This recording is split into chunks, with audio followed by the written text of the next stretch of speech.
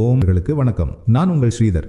Sridhar stock சேனலுக்கு உங்களை அன்புடன் வரவேற்கிறேன். வீடியோ பிடித்திருந்தால் லைக் செய்யுங்கள். இது மற்ற பக்தர்களுக்கும் உதவும். திருமலைக்கு புனித யாத்திரை போகணும்னு திட்டமிட்டிருக்கிற எல்லா பக்தர்களுக்கும் வணக்கம். இந்த வழிகாட்டில வரப்போற ஏப்ரல் 2026ல திருமலையில எப்படி தரிசனம் பண்றது, அதுக்கான முன்பதிவு விவரங்கள் என்னென்னு எல்லாத்தையும் நம்ம விரிவா பார்க்க போறோம். வாங்க, உங்க பயணத்துக்கான திட்டமிடலை இப்பவே ஆரம்பிக்கலாம். பாருங்க, நேத்து ஒரே நாள்ல மட்டும் 83,576 பக்தர்கள் பெருமாளை தரிசனம் செஞ்சிருக்காங்க. இதுல இருந்தே தெரியுது இல்லையா, திருமலை மேல பக்தர்களுக்கு எவ்வளவு நம்பிக்கை இருக்கு, எவ்வளவு கூட்டம் வருதுன்னு. சர்வ தரிசனத்துக்காக பக்தர்கள் எவ்வளோ நேரம் காத்திருந்திருக்காங்க தெரியுமா? முழுசா 24 மணி நேரம். இது ரொம்ப நீண்ட நேரம் இல்லையா? இதனாலதான் நாம முன்கூட்டியே நம்ம பயணத்தை திட்டமிட்டு இந்த நீண்ட காத்திருப்பை தவிர்க்கிறது எவ்வளோ முக்கியம்னு சொல்றோம். சரி, இப்போ நாம முழு விவரங்களையும் பார்க்கலாம். உங்க பயணத்தை திட்டமிட தேவையான எல்லா தகவல்களையும் ஒரு 5 பிரிவா பிரிச்சு ஒன்னொன்னா தெளிவா பார்க்க போறோம். முதல்ல ஜனவரி 18, 2026 நிலவரப்படி திருமலையில இப்போ சூழல் எப்படி இருக்குன்னு புரிஞ்சுக்கலாம் வாங்க.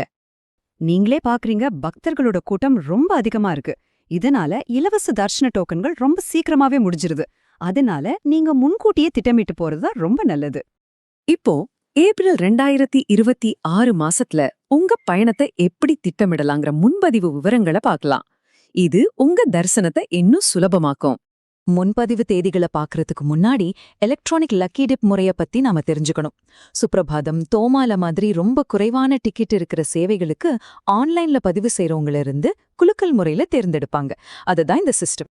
இப்போ நாம ரொம்ப முக்கியமான பகுதிக்கு வந்திருக்கோம்.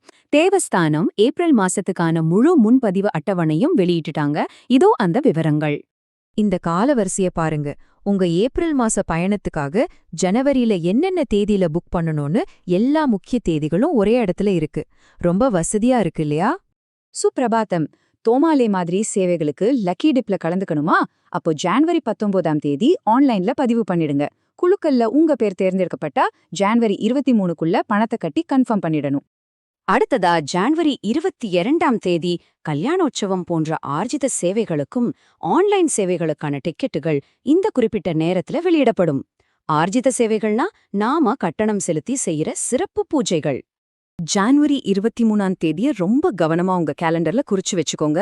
ஏன்னா அன்னைக்கு அங்க பிரதட்சணம், ஸ்ரீவாணி ட்ரெஸ்ட், அப்புறம் மூத்த குடிமக்கள், மாற்றுத்திறனாளிகளுக்கான தரிசன டோக்கன்ஸ்னு பலதும் ரிலீஸ் ஆகுது. பக்தர்கள் ரொம்ப ஆவலா எதிர்பார்த்துட்டு இருக்கிற 300 ரூபாய் சிறப்பு நுழைவு தரிசன டிக்கெட்டுகள் மற்றும் தங்குமிட முன்பதிவுகள் ஜனவரி 24ஆம் தேதி திறக்கப்படும். இது ரெண்டுமே ரொம்ப சீக்கிரமா புக் ஆயிடும். அதனால கரெக்ட் டைம்க்கு ரெடியா இருங்க. புக்கிங் பண்றதோட நம்ம வேலை முடியல. உங்க யாத்திரை நல்லபடியா அமைய இதோ இன்னும் சில முக்கியமான குறிப்புகள். 2 முக்கியமான விஷயம். 1, திருமலையில பிளாஸ்டிக் தடை செஞ்சிருக்காங்க.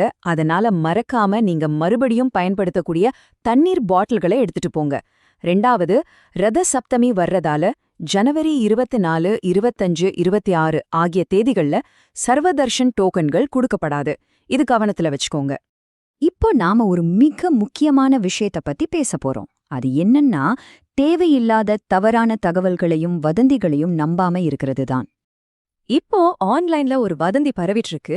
அதாவது மூத்த குடிமக்களுக்கான தரிசனத்துக்கு ஆஃப்லைன்ல டோக்கன் தராங்களாம். அதுல உண்மை இருக்கா? வாங்க பார்க்கலாம். திருமலை திருப்பதி தேவஸ்தானம் ரொம்ப தெளிவா சொல்லிட்டாங்க, இந்த செய்தி முற்றிலும் பொய் அப்படின்னு.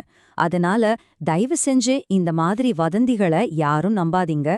இதோ பாருங்க, இதுதான் வித்தியாசம். வதந்தி என்ன சொல்லுது? ஆஃப்லைன்ல டிக்கெட் கிடைக்கும்னு. ஆனா உண்மை என்ன? அப்படி எதுவும் கிடையாது. எல்லா புக்கிங்கும் தேவஸ்தானத்தோட அதிகாரப்பூர்வ வெப்சைட்ல ஆன்லைன்ல மட்டும்தான் பண்ண முடியும். உங்க முன்பதிவுகளை பாதுகாப்பா செய்யணும்னா இந்த அதிகாரப்பூர்வ தேவஸ்தான இணையதளத்தை மட்டுமே பயன்படுத்துங்க. உங்க திருமலை யாத்திரை இனிதாகவும் பெருமாளின் பரிபூரண ஆசிர்வாதம் நிறைந்ததாகவும் அமைய எங்கள் மனமார்ந்த வாழ்த்துக்கள்.